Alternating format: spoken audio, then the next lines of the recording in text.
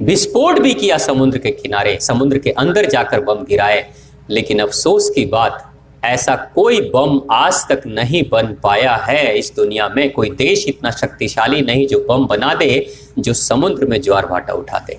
ऐसा कभी नहीं हुआ, न हुआ, न शायद होगा। यानी समुद्र में ज्वार भाटा उठाना दुनिया के शक्तिशाली देशों के वश में भी नहीं है, लेकिन वो आज चंद्रमा, जो चंद्रदेव हैं हमारे, वो ज्वार भाटा उठा रहे हैं। यानी कितनी शक्ति बरस रही है आज की रात्रि में।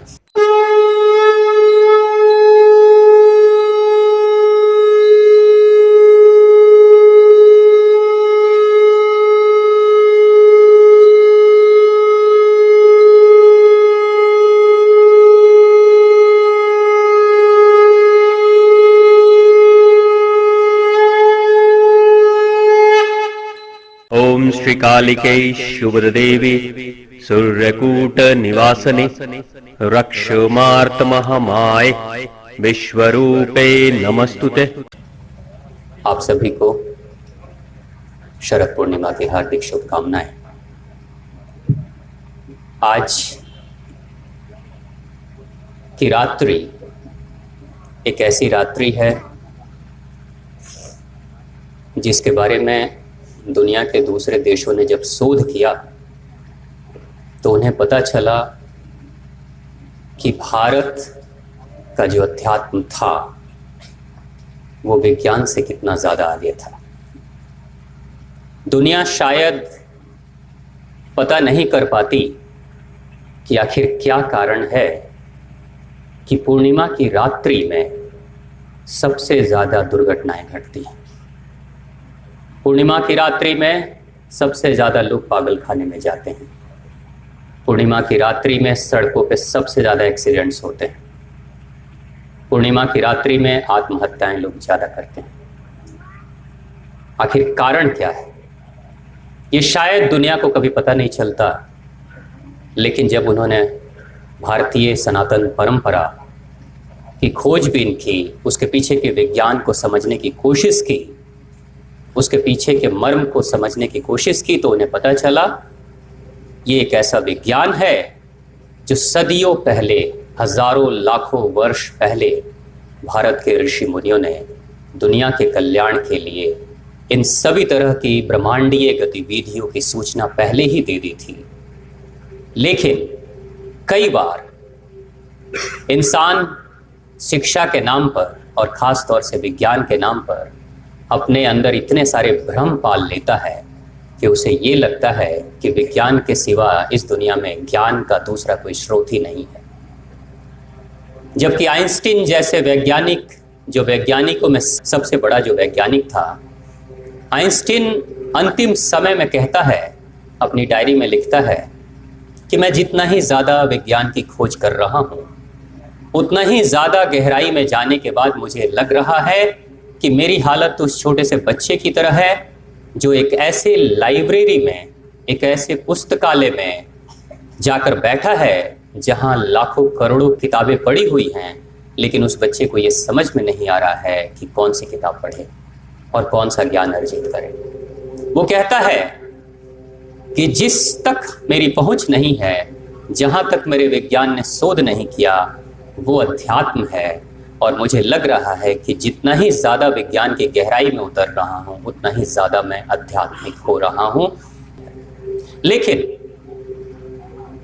विज्ञान के नाम पर जो आज के समय में कुछ लोगों ने जो भ्रम पाल रखा है, जो अक्सर सनातन परंपरा की शिकायत करते हैं, हिंदू सभ्यता की शिकायत करते हैं, शायद उन्हें भी ये समझना चाहिए कि इसके पीछे का गहरा विज्ञान क्या है। आप सभी यहां बैठे हैं, ये कोई साधारण रात्रि नहीं है। खगोलीय घटनाएं जो घट रही हैं इस समय इस ब्रह्मांड में, खास तौर से भारत की इस धरती पर, जहां जहां भी आज की रात्रि में चंद्रमा की पूर्ण रोशनी, जिस जिस धरती पे, धरती के जिस हिस्से में भी ये रोशनी पड़ेगी, उन सभी हिस्सों में आज विलक्षण घटनाएं घटेंगी। इस गहरे रहस्य को समझने के लिए हमारे ऋषियों ने दो देवताओं की बातें की थी कि आज की रात्रि में दो देवताओं की पूजा करनी चाहिए खास तौर से।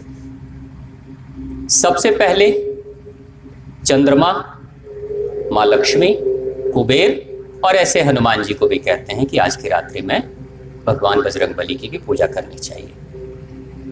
इन देवताओं को, इन देवीय सत्ताओं के उस मर्म को समझेंगे तो शायद शरद पूर्णिमा के इस रहस्य को समझना हमारे लिए आसान हो जाएगा। चंद्रमा स्वामी है जल का, चंद्रमा स्वामी है जल का, और जल का प्रभाव हमारे मन पर पड़ता है। अगर हमारे शरीर का जल दूषित है तो हमारा मन दूषित हो जाएगा, चाहे आप कहीं भी रहें। आप जितना ही ज्यादा अशुद्ध जल का ग्रहण करेंगे उतना ही ज्यादा आपके मन में विकार उत्पन्न होंगे, क्योंकि लगभग 70 से 85% के आसपास शरीर में पानी ही पानी है, जल ही जल है। हम सभी की जिंदगी की शुरुआत जल से ही हुई है। भगवान विष्णु के सभी प्रमुख अवतारों की शुरुआत जल से ही हुई है। भगवान विष्णु का प्रथम अवतार मत्स्य अवतार था, यानी जल से जीवन की शुरुआत हो रही है। आज भी मां के गर्भ में अगर कोई बच्चा, एक भ्रूण जब जन्म लेता है, शरीर धारण करता है, उसके शरीर के निर्माण की प्रक्रिया चलती है, तो उस वक्त मां के गर्भ में पानी की मात्रा और नमक की मात्रा अनुपात उतना ही होता है जितना समुद्र में पानी और नमक का अनुपात है। यह अनुपात अगर किसी मां के गर्भ से कम हो जाए, पानी कम या नमक ज्यादा, नमक कम या पानी ज्यादा, ऐसा अनुपात में अगर थोड़ी भी गड़बड़ियां आ जाए तो उम्मीद ये हो सकती है कि वो बच्चा जीवित पैदा नहीं होगा या गर्भपात हो सकता है। हमारे ऋषियों ने कहा कि जल का इतना बड़ा महत्व है और पूरे जीवन में हम सभी की जिंदगी की शुरुआत जल से हुई है। मां के गर्भ में जल से ही उसकी शुरुआत हुई है।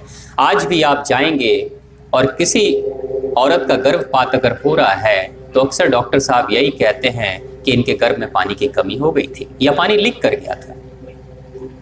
तो ये बड़ा महत्वपूर्ण है। आज की तारीख में मां लक्ष्मी की पूजा क्यों करते? मां लक्ष्मी धन की देवी है, हम सभी को पता है मां लक्ष्मी धन की देवी है, मां लक्ष्मी धन देती है। लेकिन पूर्णिमा की रात्रि में ही क्यों पूजा करना? और धन कब आएगा? शर्त एक है, जब चंद्रमा की शक्ति को समझेंगे, अपनी मन की स्थिति को उसके अनुसार बनाएंगे, तभी मां लक्ष्मी का पदार्पण हमारी जिंदगी में होगा और तभी धन की वृद्धि होगी। तभी कुबेर जैसे देवता भी हमारे जीवन में आएंगे। शरद पूर्णिमा की रात्रि में, आज की रात्रि में आप जितनी देर यहां बैठे हो, कोशिश करो अपने मन में जितनी भी बातें चल रही है ना, इस वक्त चल रही होगी, घर की बातें चल रही होगी, व्यापार की बातें चल रही होगी, घर भी जाना है, समय पे भी नजर पड़ रही होगी अभी कि पता नहीं कितनी देर तक ये कार्यक्रम चलेगा, ये भी विचार चल रहा होगा। कुछ देर तक अपने घर को पीछे ही छोड़ दो। कुछ देर तक अपने मन में उठने वाले जितने भी बवंडर हैं, जो भूचाल मचे हुए हैं विचारों के, उसको आप मुक्ति दे दो और यहां सिर्फ आप बैठो और आपके मन को निर्मल कर लो। मैंने कहा कि क्यों दुर्घटनाएं घटती हैं शरद पूर्णिमा की रात्रि में या किसी भी पूर्णिमा की रात्रि में। लगभग वर्ष में, एक शताब्दी में 40 से 41 बार ऐसी स्थितियां आती हैं। क्यों? बुद्ध को ज्ञान की प्राप्ति पूर्णिमा की रात्रि में ही हो रही है। क्यों वाल्मीकि जैसे ऋषि, परम दिव्य पुरुष का अवतरण पूर्णिमा की रात्रि में ही हो रहा है? आखिर कारण क्या है? बुद्ध वर्षों से तपस्या कर रहे थे, वर्षों से उनकी साधना चल रही थी, ध्यान के ऊपर वर्षों से गहन ध्यान वो कर रहे थे, लेकिन उस लक्ष्य को हासिल बुद्ध उस रात्रि में करते हैं जब चंद्रमा पूर्णता को हासिल करता है। आप आज की तारीख में अगर आपके कोई मित्र, कोई संगी साथी, कोई रिश्तेदार अगर समुद्र के किनारे रहते होंगे, जैसे मुंबई या कोलकाता या मद्रास, ऐसी जगहों में कोई रहते होंगे, तो आप उनसे पूछ सकते हो कि आज की रात्रि में सबसे ज्यादा ज्वार भाटाएं समुद्र में उठती हैं। ज्वार भाटा यानी समुद्र का पानी गुरुत्वाकर्षण की शक्ति का विरोध कर नियम को तोड़कर जल ऊपर आकाश की तरफ उठने की कोशिश करता है आज की रात्रि में। जबकि जल की प्रकृति है, जल कभी भी नीचे की तरफ गिरता है। आप जहां से भी जल को छोड़ोगे, जल अपने से नीचे की तरफ जाने की हमेशा कोशिश करेगा। लेकिन आज की रात्रि में जल की भी प्रकृति बदल जाती है, यानी जल भी जमीन को छोड़कर, समुद्र को छोड़कर आकाश की तरफ की यात्रा कर रहा है। बड़े बड़े ज्वार भाटा उठते हैं इस समय। मैंने सुना था कि आज से लगभग 30-40 साल पहले कोलकाता के किनारे जब ज्वार भाटाएं उठती थी समुद्र में, उन लहरों के कारण से समुद्र तट के किनारे के बड़े बड़े शहर, घर बाढ़ में बह जाते थे। तो वहां की सरकार ने बड़े बड़े समुद्र के किनारे टैंक लगाए थे, तोप के गोले छोड़े जाते थे उन ज्वार भाटाओं के ऊपर, ताकि उस जल के उठने वाले बड़े से तूफान को बम ब्लास्ट करके रोका जा सके और पानी को शहर में न आने दिया जाए। यानी कितनी विकराल स्थिति में आज जल अपनी प्रकृति के नियम को तोड़कर चंद्रमा की तरफ जाने की कोशिश करता है। यानी गुरुत्वाकर्षण की शक्ति जल की विपरीत हो जाती है और उसके बाद आज की रात्रि में जल चंद्रमा की तरफ जाता है। बुद्ध को क्यों ज्ञान की प्राप्ति हो रही? क्योंकि बुद्ध के अंदर भी तो जल था। वाल्मीकि क्यों अवतारित हो रहे हैं? क्योंकि जल तो उनके अंदर भी है। जल जब किसी भी शरीर में, आज हम सभी बैठे हुए, ये प्रक्रिया सभी के साथ चल रही है। ऐसा नहीं है कि ये बुद्ध के साथ हुआ या वाल्मीकि के साथ हुआ, ये हम सभी के साथ अभी भी इसी समय हो रहा है। मन में बड़े सारे विचार आ रहे होंगे, बड़े सारे विचलन। मैंने इसलिए कहा कि मन को शांत कर लीजिए। जितनी देर यहां बैठते हैं उतनी देर आप शांत कर लीजिए। आपके अंदर का जो लगभग 70 से 85% के आसपास जल है आपके अंदर, वो भी नीचे से ऊपर की तरफ उठने की कोशिश कर रहा है इस समय। यानी वो नीचे से ऊपर की तरफ जब जाएगा तो तूफान तो मचेगा, और जब तूफान मचेगा तो मन में बहुत सारी विचार भी उठेंगे और आपकी प्राकृतिक शक्ति भी बढ़ जाएगी। आप सभी की प्राकृतिक शक्ति आज की रात्रि में बढ़ेगी। बहुत लोगों को आज की रात्रि में नींद अच्छे से नहीं आती है।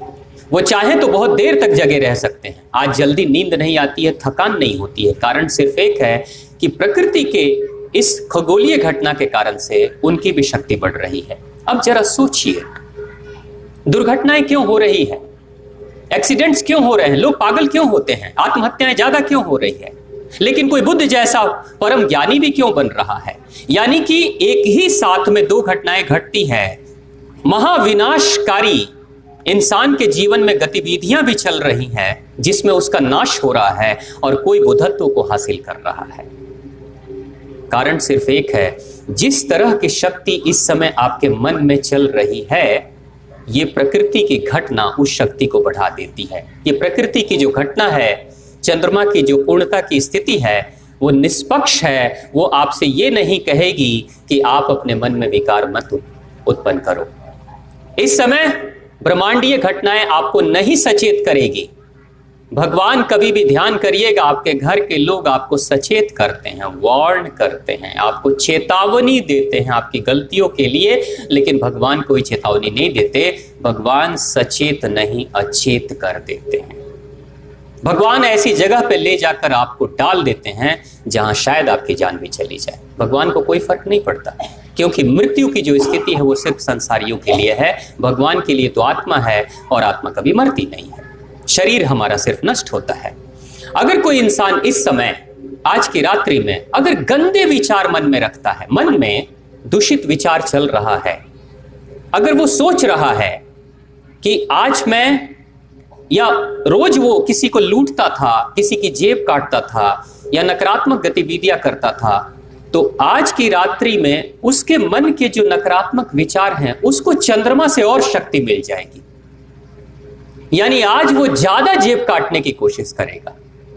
अगर कोई नौजवान मोटरसाइकिल चला रहा है और अक्सर वो गांव की सड़कों पे भी तेज मोटरसाइकिल चला रहा है, तो आज कार चलाएगा तो एक्सीलेटर पे पैर ज्यादा पड़ेंगे, और मोटरसाइकिल होगा तो हाथ से एक्सीलेटर ज्यादा दबेगा और ज्यादा एक्सीडेंट्स होंगे। अगर कोई इंसान नकारात्मक गतिविधियों से भरा है, नकारात्मक सोच और डिप्रेशन से भरा हुआ है, तो शक्ति डिप्रेशन की, मानसिक रोग की शक्ति इतनी बढ़ जाएगी कि हो सकता है अचानक विचार आए कि मेरी जिंदगी खराब है, खत्म है, इसको नष्ट ही कर देना ज्यादा बेहतर है, तो हो सकता है वो आत्महत्या भी कर ले। क्योंकि चंद्रमा प्रत्येक इंसान की शक्ति को बढ़ा देता है, चाहे वो शक्ति नकारात्मक हो या सकारात्मक हो, कोई फर्क नहीं पड़ता।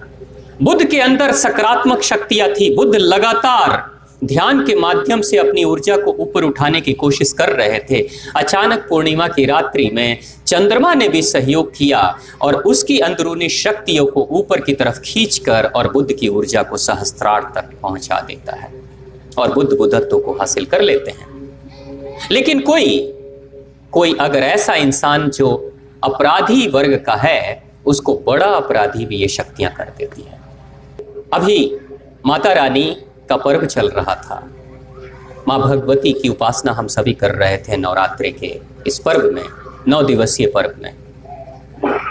नवरात्रि जब मनाई जाती है तो अब दुनिया के दूसरे वैज्ञानिकों ने इस पे शोध किया है कि आखिर नवरात्रि क्यों, और नवरात्रि में 9 ही क्यों, 8 क्यों नहीं या 10 क्यों नहीं। तब वो इस निष्कर्ष पे पहुंचे हैं कि ब्रह्मांड में एक विचित्र घटना घटती है। सिर्फ नवरात्रि के 9 दिनों में दिन और रात्रि बिल्कुल 12-12 घंटे के होते हैं बराबर, सिर्फ 9 दिनों के लिए, सिर्फ और सिर्फ 9 दिनों के लिए।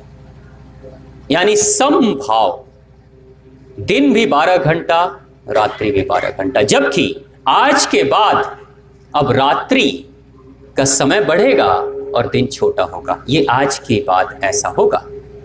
पूरी नवरात्रि में ऐसा हुआ, और नवरात्रि के अंतिम दिन, जिस दिन हम दशहरा मनाते हैं, दशहरे की रात्रि से ही चंद्रमा की रोशनी से अमृत की वर्षा होनी शुरू हो जाती है। नवरात्रि के बाद दशहरे की रात्रि से ही अमृत की वर्षा होनी शुरू हो जाती है, और आज के शरद पूर्णिमा की रात्रि तक ये वर्षा चलती रहती है, ब्रह्म मुहूर्त के बेला तक, यानी सुबह के 3:30-4 बजे तक। अगर आज आपके घर में खीर बनाई जा रही है, खीर कैसी होनी चाहिए? देशी गाय के दूध में, घी देशी गाय का हो, चावल हो, और मीठे के रूप में आप मिश्री का इस्तेमाल कर सकते हैं। जबकि आजकल लोग चीनी का भी इस्तेमाल कर रहे हैं, लेकिन चीनी ठीक नहीं है, मिश्री ज्यादा बेहतर है, वो भी मिश्री जो धागे वाली मिश्री होती है। इसके पीछे, आज की रात्रि में खीर खाने के पीछे जो गहरा वैज्ञानिक दृष्टिकोण है वो ये है कि आज से प्रकृति बदल रही है, मौसम बदल रहा है, गर्मी से ठंड की तरफ हम बढ़ रहे हैं, बाहर की प्रकृति में बहुत सारे बदलाव हो रहे हैं, साथ में हमारी प्रकृति में भी बहुत सारे बदलाव हो रहे हैं। कई लोगों को सर्दी, खांसी, जुकाम लग रही है, कई लोगों की तबीयत खराब हो रही है, और कई लोगों के शरीर में अनेक तरह के परिवर्तन हो रहे हैं। आज की रात्रि में खास तौर से इस समय, इस शरद काल में, जब शरद की शुरुआत होती है, तो हमारे शरीर पे पित्त का प्रभाव सबसे ज्यादा बढ़ जाता है, जिसके कारण से एसिडिटी, जिसके कारण से बीपी की प्रॉब्लम, जिसके कारण से हार्ट अटैक, ब्रेन हैमरेज और अनेक तरह के मानसिक और शारीरिक रोग हो सकते हैं। तो हमारे ऋषियों ने कहा कि हमारी संतानें आने वाले समय में बीमार हो, तो उसके लिए हमें कुछ करना चाहिए। यहां एक गहरा भेद है आज के आधुनिक चिकित्सा में और भारत के ऋषि परंपरा में। आज का आधुनिक चिकित्सा इंसान के बीमार होने का इंतजार करता है कि तुम पहले बीमार हो जाओ, फिर मैं तुम्हारा इलाज करूंगा। ये आज का आधुनिक चिकित्सा है। ऋषि कहते हैं कि नहीं, मैं बीमारी का इंतजार नहीं करूंगा, मैं तुम्हें ऐसी स्थिति में रखूंगा जब हमारे बच्चे बीमार ही ना हो। यानी भारत की सभ्यता क्या कहती है? बीमार नहीं हो इसके लिए कुछ करो। जब इंसान बीमार हो ही जाता है तब आप कितनी भी दवाई खिलाओगे, शरीर के अंग की स्थिति वैसी तो नहीं रहेगी ना, कुछ ना कुछ तो गड़बड़ी हो ही जाएगी। आपके पास आपकी मोटरसाइकिल है, एक बार इंजन खराब हो जाए, जाकर मैकेनिक से इंजन बनवा कर आ जाओ, क्या आपको लगता है कि इंजन बनने के बाद गाड़ी वैसे ही चलेगी? एक बार रिपेयर हो गया, जब इंजन सेकेंड हैंड हो गया तो फिर हो गया, फिर अब ब्रांड न्यू की तरह उसकी स्थिति नहीं मिल सकती है। तो ऋषि कितने दूरदर्शी थे। ऋषि कहते हैं मेरे बच्चे बीमार ही क्यों हों, हम तो आरोग्य की बात करते हैं, हम तो स्वास्थ्य की बात करते हैं, इसलिए आज खीर खिलाया जाता है। खीर में वो कौन सा कारण है, आखिर खीर ही क्यों? क्योंकि खीर सफेद होता है, दूध सफेद है, चावल भी सफेद है। लैक्टिक एसिड और स्टार्च चावल और दूध के कारण से सबसे ज्यादा उसमें बनता है, और उसमें मिठास भी है। जब उसे हम बनाते हैं खीर को, अगर हो सके तो खीर जब बन जाए तो उसमें चांदी के एक टुकड़े को भी डाल दें, वो सबसे अच्छा होता है, क्योंकि चांदी का गहरा संबंध चंद्रमा से होता है। इसलिए कई बार आपने देखा होगा कि कोई अगर एस्ट्रोलॉजर, अगर कोई रत्न वैज्ञानी से जब आप पूछोगे कि मेरे मन में बड़ा विचलन हो रहा है, मन में शांति नहीं होती है, तो अक्सर लोग चांदी की अंगूठियों में मोती पहनाते हैं। ऐसा होता है। चांदी की अंगूठी में सबसे छोटी वाली उंगली में, आप कभी ये प्रयोग करके देख लीजिएगा, कभी मन बहुत विचलित हो, मन शांत नहीं हो, रात में अच्छी नींद ना आए, तो सबसे छोटी वाली उंगली में चांदी की अंगूठी में मोती पहन लीजिए। अब ये सबसे छोटी जो उंगली है, ये किस चीज के लिए जानी जाती है बेटा? किस लिए? पेशाब के लिए, है ना, यूरिनेशन के लिए, यानी लघु संका, यानी जल का संबंध। इस उंगली से जल का संबंध है।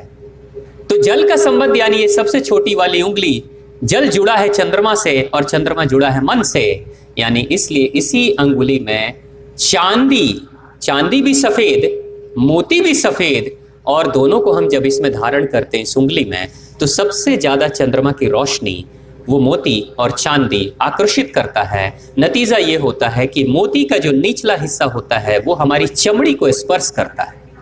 मोती का जो निचला हिस्सा और चांदी का निचला हिस्सा चमड़ी को स्पर्श करता है, तो चंद्रमा की वो आकर्षित ऊर्जा हमारे चमड़ी के साथ, स्किन के साथ मिलकर पूरे शरीर में वो ऊर्जा फैल जाती है। और मन का स्वामी चंद्रमा की ऊर्जा जब मन के ऊपर प्रभाव डालती है तो मन शांत होने लगता है।